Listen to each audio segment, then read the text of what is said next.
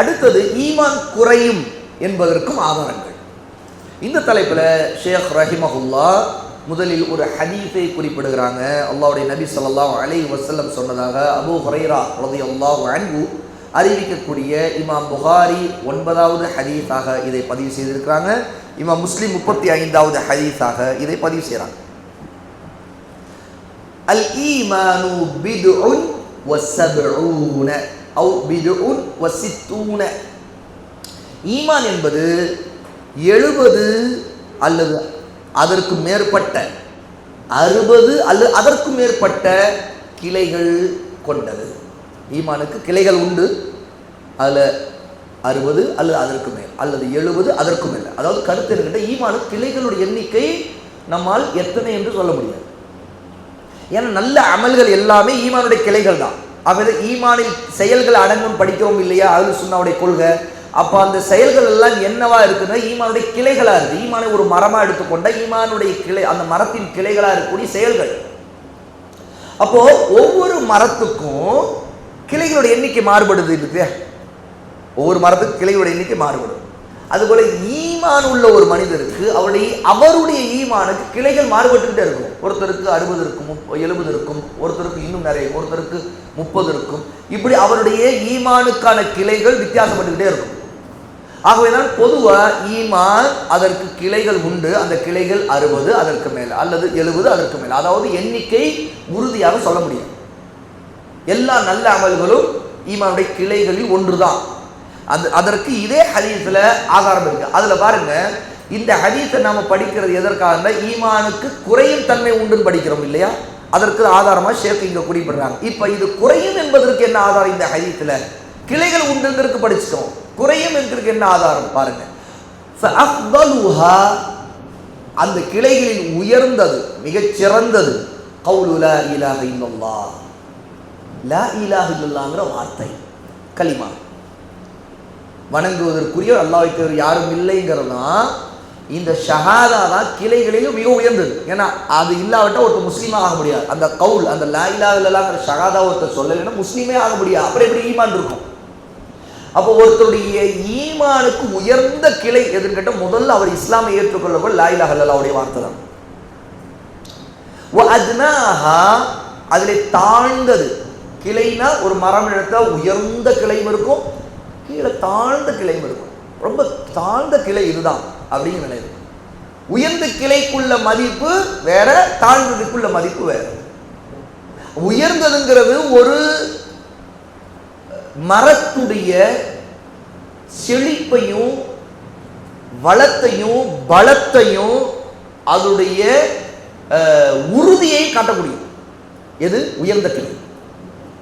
ஒரு மரத்தை பார்க்குறீங்க, எவ்வளவுக்கு உயரம் அந்த மரம் இருக்குதுன்னு பார்க்கணும். அந்த உயரத்துக்கு ஏற்றமே அதற்கு ஒரு வலிமை இருக்கு. உண்மையா இல்லையா? எவ்வளவுக்கு எவ்வளோ சிறியதோ அவ்வளவுக்கு அவ்வளோ அப்படி வலிமை குறைவாக இருக்கும். இவ்வளோதான் ஒரு சின்ன மரம் இருக்குன்னா, செடி இருக்குன்னா அதோடைய வலிமை மிக குறையும். கையில் இப்படி பிடிச்சு போட்டுறலாம். ஆனால் அந்த மாதிரி ஒரு பெரிய மரத்தை, உயரம் இப்படி பார்க்குற மரத்தை இப்படி கையில் பிடிச்சி போட முடியுமா? அது நம்ம மக்கள் தஜ்ஜால் கட்டுக்கதைகளில் தான் சொல்லிட்டு இருப்பாங்க. தஜ்ஜால் கட்டுக்கதைகள், தஜ்ஜாலின் பெயரால் வரக்கூடிய பொய்யான ஹதீஸுகளில் நம்ம சின்ன பிள்ளையில கேட்ட ஒரு பிரபலமான செய்தி என்ன? தஜ்ஜாலை கொண்டு உள்ள கட்டுக்கதைகளில் பிரபலமான ஒன்று இருக்குது. யாருக்காவது ஞாபகம் வருதா? சின்ன பிள்ளைகள் நம்ம கேட்ட கட்டுக்கதைகளில் தஜ்ஜாலை பற்றிய செய்திகள் ஹதீஸ்களை, சஹீஹான ஆதாரப்பூர்வ ஹதீஸ்கள் நிறைய இருக்குது. ஓகேயா? ஆனால் தஜ்ஜால் அப்படின்னாலே ஒரு பிம்பம், ஒரு காட்சி நம்ம கண்ணுக்கு முன்னாடி எப்படி நிறுத்தியிருந்தாங்க. இப்போ சின்ன பிள்ளை நம்ம மதரசால போகும்போது ஏதோ ஒரு பயான் ஏதோ கேட்கும்போது அப்படி தஜ்ஜால் அப்படியா இருப்பான், ஆமாப்பா தஜ்ஜால் வருவானா, பனைமரத்துக்குள்ள பனைமரம் அதை அவர் பிறகு பல்லு தொலைக்கிட்டு இருப்பானாப்பா.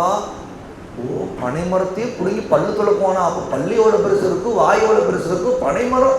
அப்போ பனைமரத்தை பிடுங்கணும்னா அவன் எவ்வளோ பெருசு இருப்பான்? ஏன்னா நமக்கு முன்னாடி பனைமரம் எவ்வளோ பெருசாக தெரியுது, அவனுக்கு முன்னாடி பனைமரம் எவ்வளோ சின்னதாக இருந்தால் அதை பிடிங்கி பல்லு வைக்கிட்டு இருப்பான். இந்த மாதிரி நமக்கு ஒரு காட்சி நம்ம அப்படி பிரமிப்போம். அது கட்டுக்கதை. சரி, அதுக்கு எந்த ஆதாரம் இல்லை.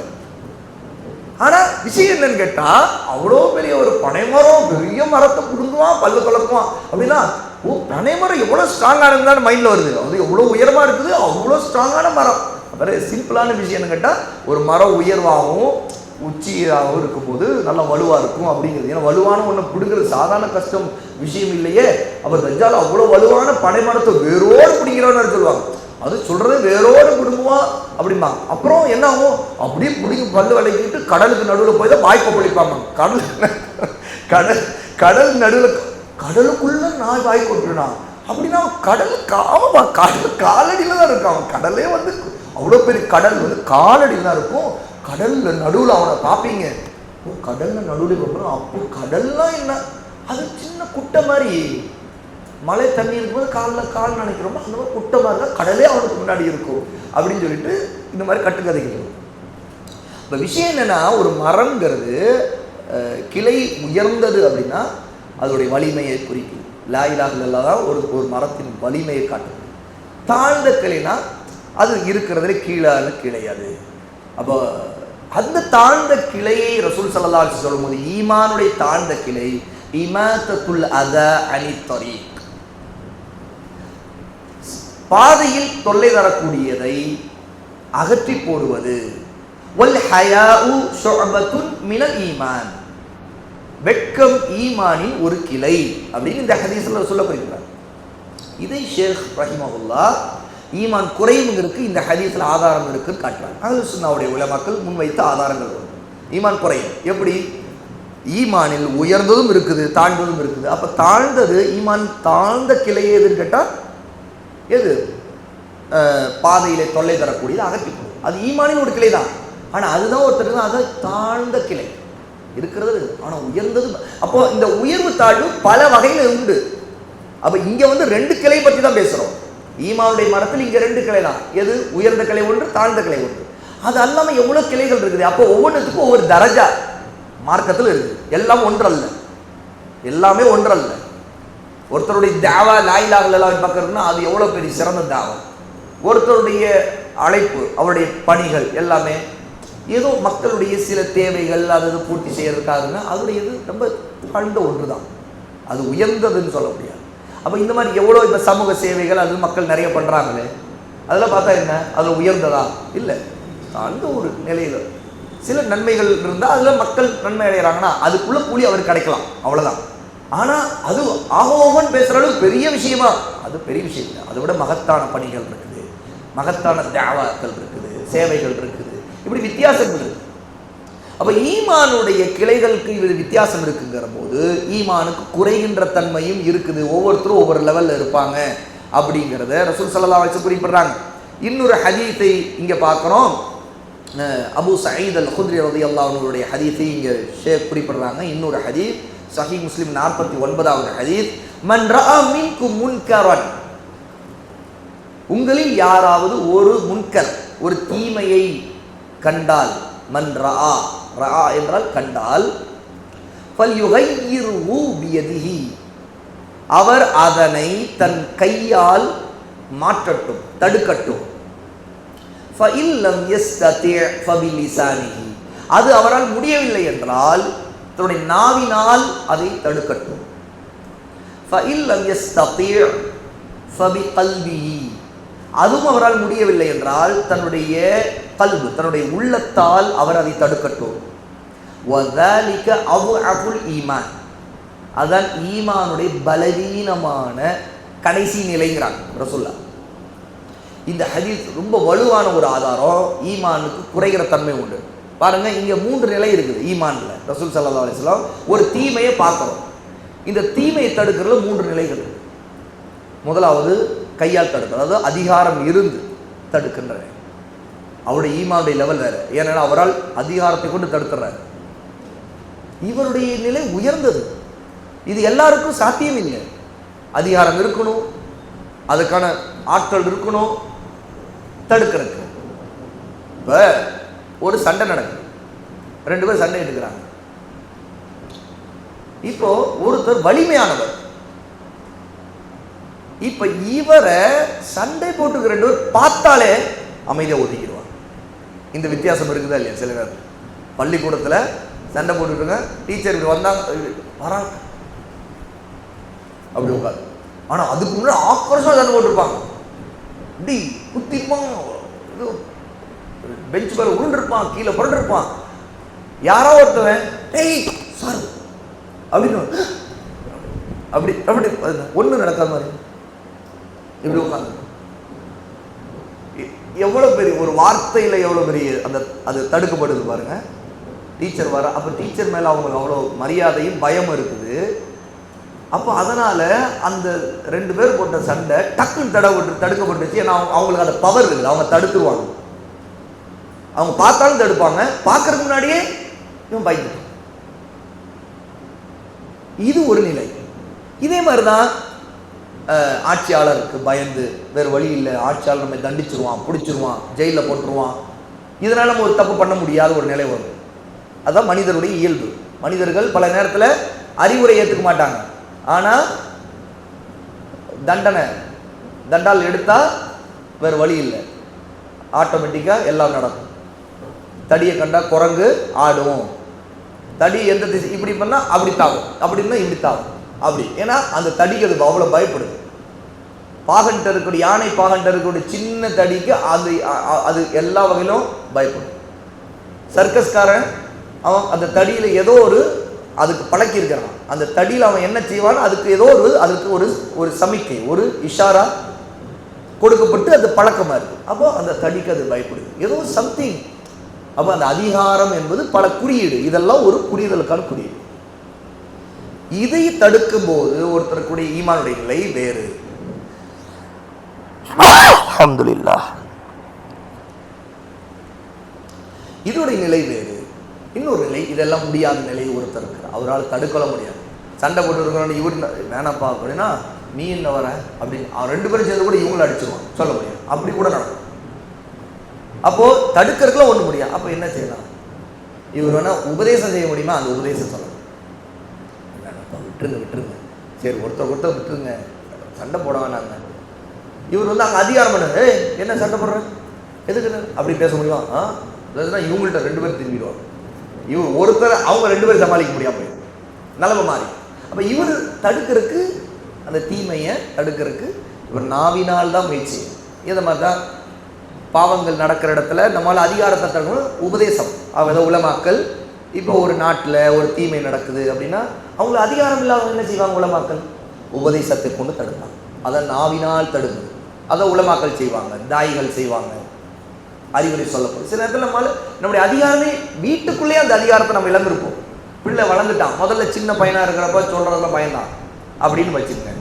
அவன் வளர்ந்துட்டான், உயர்ந்து நல்லா அவனுக்குன்னு ஒரு சுதந்திர மனநிலை வந்துருச்சு, சம்பாதிக்கிறான், ஏதாவதுன்னா அவன் சொல் பேச்சு கேட்காம இருக்கிறான்னா நம்ம ரொம்ப அவன்கிட்ட கடுமையாக சின்ன பிள்ளையில மிரட்டுற மாதிரி மிரட்ட முடியுமா?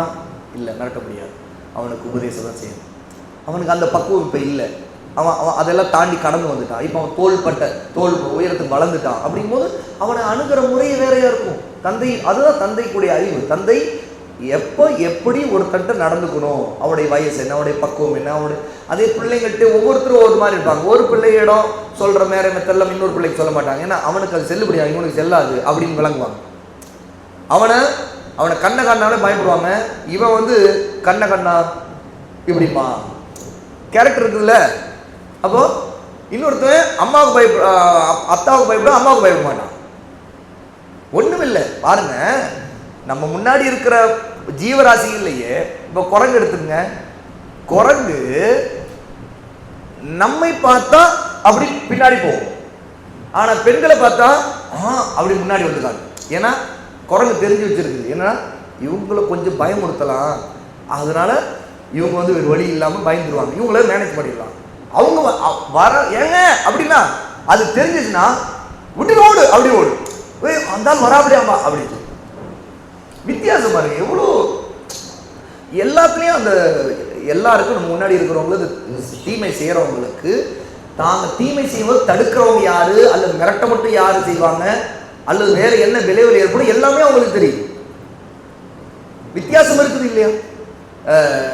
இந்த செஞ்சிக்கோட்டையில் ஒரு தடவை சின்ன பிள்ளையில நாங்கள் எங்கள் ஃபேமிலி எல்லாம் எங்கள் காலா எல்லாம் ஒன்றா போயிருக்கோம். அப்போது அது மலை, கோட்டைங்கிறது ஒரு மலையாதுன்னு இருக்கும். அப்போது போகும்போது பொதுவாக இப்படி போகும்போது வாழைப்பழம் வாங்கிக்கிறது, இதை சாப்பிட்றதுக்கு, பிள்ளைங்களுக்கு பிஸ்கெட்டு இப்படிலாம் எல்லாம் வாங்கி வச்சுருப்போம். அப்போது குரங்குலாம் நிறைய இருக்கும். கோட்டைக்குள்ளே நீங்கள் மேலே போக போக குரங்குகள் நிறைய வரும், எல்லாம் பறிச்சுட்டு போயிடும், எச்சரிக்கையாக இருங்க அப்படின்னு சொல்லி. இருந்தாலும் எங்கள் காலை வந்து பொதுவாக என்ன செய்வோம், பிள்ளைங்க அது சாப்பிடுங்க அப்படின்னு சொல்லிட்டு எல்லாம் வாங்கி எல்லாம் பேக் போட்டு எல்லாம் வச்சுக்கிட்டு இப்படி பத்திரமா வச்சுக்கிட்டு தான் நடந்து வந்துட்டு இருந்தாங்க. எல்லாம் ஒன்றா தான் போகிறோம். டக்குன்னு கவனமாக லேடிஸு தான் அந்த பேக்கில் எல்லாம் இருக்குது. அது குரங்கு தெரியும், அதான் எக்ஸ்பீரியன்ஸ் நிறைய இருக்குது. அது கரெக்டாக பாஞ்சு வந்து டக்குன்னு பிடிச்சி இவன் கையில் வச்சிருந்ததை பிடிச்சிச்சு. இப்போ கையில் வச்சிருந்த அது வந்து லேடிஸ் பேக் மாதிரி இல்லை, இந்த மஞ்சள் பை மாதிரி ஒரு டைப்பில் ஒரு பை. அதுக்குள்ளே எல்லாம் இருக்குது, பிஸ்கட்டு அது சாப்பிட்றது எல்லாமே இருக்குது.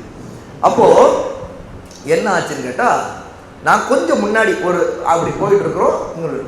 உடனே எங்கள் காலை பிடிச்சிருக்கு. முதல்ல எங்கள் காலை என்ன செய்திருக்காங்க, குரங்கு வந்து முதல்ல அப்படின்னு வந்த உடனே அவங்க வந்து முதல்ல யதார்த்தமாக அது இதைத்தான் பிடுங்க வரும் தெரிஞ்சிச்சு. அப்போ எதாவது நினைக்கிறோம் ஆச்சு அப்படின்னு சொல்லிட்டு எங்களையே கூப்பிட்டுட்டு, அங்கே நான் தான் கொஞ்சம் பெரிய பையன் கூட இருக்கிறவங்க, அப்போ கூப்பிட்டுறாங்க. நான் திரும்புகிறேன். உடனே திரும்பும்போது அந்த குரங்கு என்ன செய்யுச்சு, அதுக்குள்ளே அதாவது நான் கொஞ்சம் நெருங்கி வந்துட்டு அது மிரட்டுறதுக்கு ஏதோ குச்சி எடுத்து வர்றதுக்குள்ளே நாம் உஷாராயணும்னு சொல்லிட்டு டக்குன்னு பாஞ்சு அந்த கொஞ்சம் கூட சுதாரிக்காமல் அது என்ன செய்யுச்சு, அப்படியே பைய பிடிச்சி இழுக்கும் போது எங்கள் காலை என்ன செய்தாங்க, அவங்களும் பிள்ளைகள் வச்சிருக்கேன் ரெண்டு பேரும் நான் பார்க்குறேன். குரங்கு வந்து பிடிச்சிட்டு இழுக்குது, விடு நான் ஓடுறேன், அவங்க வந்துட போறான் அப்படின்னு சொல்லிட்டு அவங்க அங்கே நான் நிற்கிறேன், வந்துட போறாங்க. இது பையன் பாடுறா, பிடிச்சிக்கதா, இழுக்குதா, அதே போகுதுடா, இழுக்குதுடா. அவங்களும் குரங்கு முடியும் பிடிச்சிக்கிட்டு இருக்கிறாங்க. அது இழுக்குது, அது கொஞ்சம் நல்லா வாட்டர் கண்டவரை குரங்கு நல்ல சக்தியோடு இழுக்குது, இழுத்துட்டு கொண்டுட்டி அப்படிங்கிற மாதிரி இழுக்குது. கடைசியில் பார்த்தா நான் இப்படி நெருங்குறதுக்குள்ள டக்குன்னு அவங்க ஒரு செகண்ட்ல டக்குன்னு கையை நழுவிடுச்சு அவங்களுக்கு. உடனே பாஞ்சு எடுத்துக்கிட்டு அது அரவணைச்சு ஓடிச்சு, குடுகுடு தாவி போயிடுச்சு.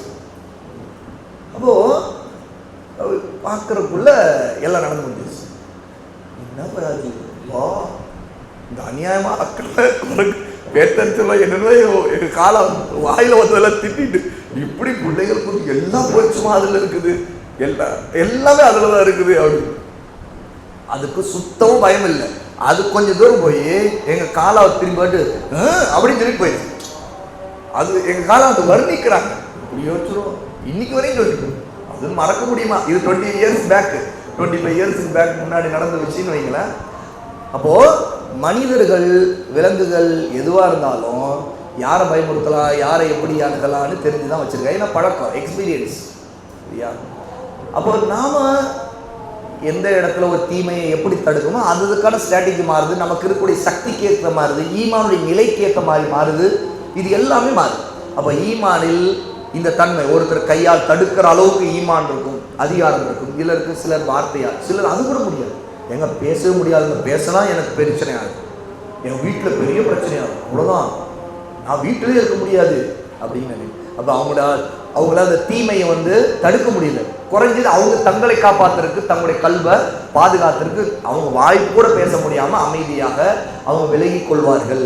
தங்களுடைய ஈமான பாதுகாக்கிறதுக்கு அளவுக்கு, அதுதான் கடைசி ஈமான்ல கடைசி நிலை என்பது அதுதான் அப்படிங்கிறது இந்த ஹதீஸில் வச்சு தான் ஷேக் அவர்கள் குறிப்பிடுறாங்க. ஈமானுக்கு குறைகிற நிலை, பல எல்லாரும் ஒரு நிலையில் அல்ல, ஒவ்வொருத்தருக்கும் ஒரு நிலை ஈமான் இருக்கும். அப்போ ஈமான் அதிகப்படுத்துறதுக்கு ஏற்ற மாதிரி ஒருத்தர் நன்மைகளையும் செய்வதற்கு முயற்சி செய்யணும் அப்படிங்கிறது இந்த தலைப்பின் கீழே கொண்டு வராங்க. இன்ஷா அல்லாஹ் இடைவெளிக்கு பிறகு அடுத்த பாடத்தை படிப்போம். இன்ஷா அல்லாஹ்.